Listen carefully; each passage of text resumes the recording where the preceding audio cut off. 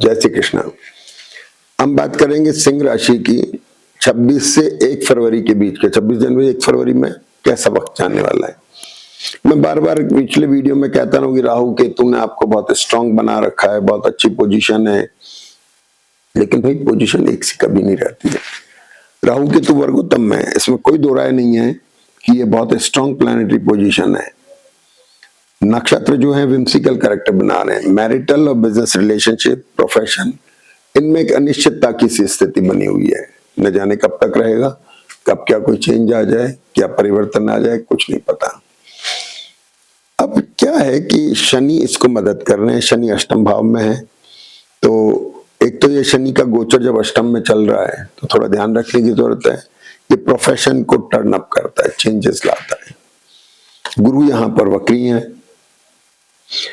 अब शुरुआत करें तो सबसे इंपॉर्टेंट चीज क्या आती है कि जो 4 ग्रह हैं, ये चारों ग्रह में से 3 अस्त हैं और ये आपके छठे भाव में बैठे हुए हैं। देखिए, हर लग्न के हिसाब से प्लैनेटरी पोजीशन चेंज हो जाती है। यहां पर शुक्र, मंगल, बुध और सूर्य के साथ में, सूर्य छठा वैसे ही शत्रुनाशक मानते हैं, मंगल यहां बैठे हैं बुध के साथ में, फ्रीज कर रहे हैं इस हाउस को। तो मातृपक्ष का ये हो गए मामा, मौसी, नाना, नानी, ये स्थान हुआ जिनको थोड़े हेल्थ के चैलेंजेस आना, डेड्स, डिसीज और एनिमीज, इनको भी फ्रीज कर रहे हैं। ध्यान से सुनने की बात है, मतलब बड़ी आश्चर्यजनक बात है कि जहां दूसरे लोगों को क्या असर दे रहे थे, यहाँ आपके लिए ये एक तरह का अच्छा कॉम्बिनेशन है, ये आपको मदद कर रहा है। लेकिन इसका दूसरा परिणाम भी ये है कि इस कॉम्बिनेशन की दृष्टि जो है ये आपकी इस पर भी पड़ती है। यहां पर देखेंगे तो मंगल की दृष्टि और राहु की दृष्टि इसे स्ट्रेसफुल बना रही है। अभी नक्षत्र जो हैं उनकी प्लैनेटरी पोजीशन ऐसी है कि केतु स्ट्रेसफुल है। जब ये कॉम्बिनेशन भी इस पर देख रहा है फ्रीज होकर के, तो इसका मतलब हेल्थ के चैलेंजेस, पहली बात, मेंटल स्ट्रेस, मैरिटल और बिजनेस रिलेशनशिप में फ्रीजिंग होना या स्ट्रेस होना, भाग्य भाव में होना, प्रोफेशन के अंदर चेंजेस आना, क्योंकि यहां देखेंगे तो शुक्र बैठे अस्त हैं, बुध के साथ हैं, मंगल के साथ हैं, पेरेंट्स की हेल्थ के लेके चैलेंजेस आना, आपके जो लोग एसेट लिक्विडेट करना चाह रहे हैं उनको वीकेंड में जब कर्क में आएंगे तो एसेट लिक्विडेशन की स्थिति बन रही है। ये सारी चीजें बनती दिखाई दे रही हैं। खास तौर पे आपको मंगल बुध की वजह से किसी तरह के मसल्स में स्ट्रेन की, खिंचाव की, hernia, appendix, stone, arthritis, sugar, thyroid, cough, cold और टूथ प्रॉब्लम, इनका और मसल्स में स्ट्रेन आना, इनका थोड़ा ध्यान रखना है। केतु के ऊपर मंगल और राहु की दृष्टि कभी कभी न्यूरोलॉजिकल प्रॉब्लम भी देती है, इसका भी ध्यान रखना है। ये कॉम्बिनेशन इंजरी प्रॉन भी हो सकता है, मेंटली थोड़ा सा स्ट्रेस डेवलप कर सकता है, आपकी कहीं पैर में कहीं इंजरी भी हो सकती है, पेट का दर्द आपको परेशान कर सकता है, प्रोलॉन्ग सर्जरी अगर ड्यू है तो वो भी होने की संभावना बन सकती है। ये बात हो गई। गुरु आपके धनु राशि के पंचम पर दृष्ट है, शनि भी दृष्ट है, ये राशि एक्सप्लोर कर रही है। विद्या बल, बुद्धि बल से आप निजात पा रहे हैं हर समस्या से।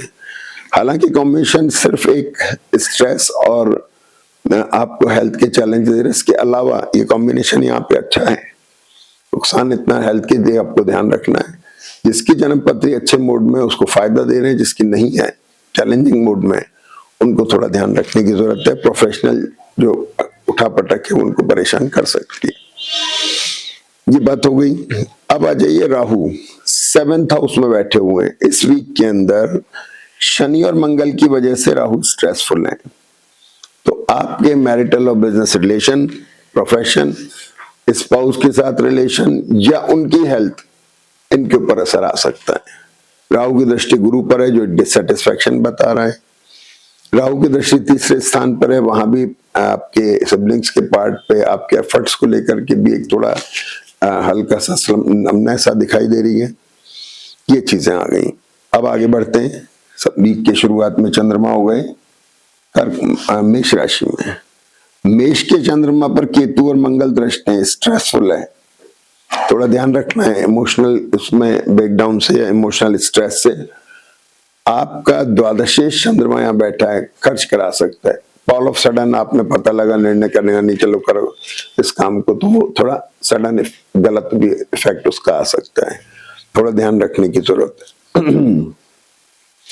और जिस दिन मेष का चंद्रमा, उस दिन शनि स्ट्रेस में आ गए, क्योंकि राहु चंद्रमा की वजह से शनि, तो आपको कुल मिला के 1 तारीख में थोड़ा ध्यान रखना है। 2 तारीख को मतलब ये है 27 तारीख को शाम को 4:45 बजे चंद्रमा आ गए वृषभ राशि में। अब जो स्ट्रेस प्रोफेशनल आ रहा था कुछ भी, वो चेंज की तरफ जाने लगा। यहां पर देखेंगे शनि की दृष्टि से रिडिफाइनमेंट बन रहा है, रिडिफाइनिंग मोड बन रहा है। द्वादश और यहाँ आकर के दृष्ट हो रहे हैं, तो प्रोफेशनल चेंज आ रहा है, क्योंकि शुक्र बुध मंगल यहाँ पर साथ बैठे हैं, तो जिनकी जन्म पत्री थोड़ी वीक है उनके प्रोफेशन में डिफरेंट चेंज आ सकता है, नेगेटिव आ सकता है। जिनकी ठीक है वर्क प्रेशर या चेंज विद बेनिफिट हो सकता है, दोनों चीजें हो सकती है। वृषभ राशि में चंद्रमा वर्गोत्तम में आ रहे हैं 28 तारीख को, तो यहाँ पर लिख देंगे 28 तारीख को, 28 जनवरी को चंद्र आपके वृषभ राशि में वर्गोत्तम में ये आ गए आपके दिन में 15 बजे से और शाम को 8:30 बजे तक। ये टाइम अच्छा है। सारे स्ट्रेसेस के बाद में चंद्रमा थोड़े बेटर हुए, तो आपको थोड़ा रिलीफ मिला। इस टाइम को काम में ले सकते हैं, कोई नई शुरुआत करने में, मुहूर्त करने में, इसी में भी अपने काम में ले सकते हैं। 28 के 29 तारीख को चंद्रमा मिथुन में आ गए। यहाँ पे बड़ा अजीब एपिसोड बनता है, राहु की दृष्टि है, राहु ऑलरेडी स्ट्रेसफुल है, चंद्रमा भी स्ट्रेसफुल आ गए, कंफ्यूजन हो गए, स्ट्रेसफुल हो गए। इसके अंदर एक डिससेटिस्फेक्शन आ गया, बच्चों को लेके कंसर्न हो डेवलप हो गया, कुछ ना कुछ करना चाह रहे हैं, कुछ चीजें हो नहीं रही हैं, इस तरह की चीज आ गई। तो अपने को थोड़ा केयरफुल रहना है, बहुत ज्यादा इमोशनल बन के डिसीजन अपने को नहीं लेने हैं। चंद्रमा भी वर्गोत्तम में मिथुन राशि के अंदर ये 31 तारीख को आ गए।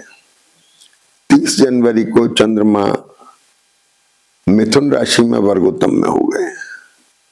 ये हो गए आपके दिन में 2:30 बजे से। ये भी एक अच्छी पोजीशन है जिसको आप काम में ले सकते हैं। स्ट्रेस के बावजूद भगवान फिर चंद्रमा को अच्छी पोजीशन में लाते हैं, लोगों को रिलीफ मिल जाता है। ये बड़ी विचित्र लीला है प्रकृति की। इसके बाद 31 तारीख को चंद्रमा आ गए कर्क राशि में। ये इंपॉर्टेंट टाइम है, इसे ध्यान देने की जरूरत है। देखिए चंद्रमा द्वादश शेष हो गए और ये जो कॉम्बिनेशन बैठा है ये दशमेश हुआ, तृतीयेश हुआ, मंगल चतुर्थेश और भाग्येश हो गए, बुध आपका सेकंड लॉर्ड हो गया यानी, और सूर्य आपका लग्नेश हो गया। चंद्र बुध का कॉम्बिनेशन बड़ा सेंसिटिव कॉम्बिनेशन होता है। ये sudden loss, sudden profit, sudden health injured भी देता है, सडन एकदम से उठाता भी है। ये आपकी इंडिविजुअल हॉरोस्कोप पर डिपेंड करेगा ग्रह कैसे चल रहे हैं। अगर जन्म पत्री में ग्रह फेवरेबल हैं तो आपको सडन गेन हो सकता है, अगर नहीं है तो सडन लॉस भी हो सकता है। ट्रैवल करा सकते हैं, पेरेंट्स के हेल्थ के चैलेंजेस रह सकते हैं, और आपको खुद को भी किसी तरह की इंजरी का थोड़ा ध्यान रखने की जरूरत है। मंगल और केतु जो हैं थोड़ा स्ट्रेसफुल पोजीशन बना रहे हैं, थोड़ा ध्यान रखने की जरूरत है। वीक के नेक्स्ट मंथ जैसे 1 तारीख के बाद जब चंद्रमा सिंह राशि में आएंगे तो वो स्ट्रेसफुल फिर पोजीशन बन रही है, इसलिए थोड़ा ध्यान रखने की जरूरत है और केयरफुल रहने की जरूरत है। किसी पैर में स्ट्रेन आ सकता है, कंधे में स्ट्रेन आ सकता है, इंजरी हो सकती है, मोच आ सकती है, इस तरह की चीजें सडन है। आपके प्रोफेशन में उतार चढ़ाव आ सकते हैं, आपके हॉरोस्कोप पर डिपेंड करेगा। एकदम से नेगेटिव इफेक्ट आ रहा है या एकदम से पॉजिटिव आ रहा है, दोनों ही चीजें हैं। तो कुल मिला के सिंह राशि और सिंह लग्न के लिए जो एक राहु केतु शनि गुरु इन सब में अच्छी पोजीशन बनी हुई है, फिलहाल इस वीक में थोड़ा सा ध्यान रखने वाली बात है भाई। थोड़ा चौके चक्के हमेशा नहीं लगाइए, कभी कभी टुक टुक करके खेल लीजिए, समय पास करिए, फिर ठीक हो जाएगा, फिर चौके चक्के लगा ले, क्या फर्क पड़ रहा है। इसलिए संभल के खेलना है। तो ये बात रही, और हमारा चैनल सब्सक्राइब भी करिए। जय श्री कृष्ण।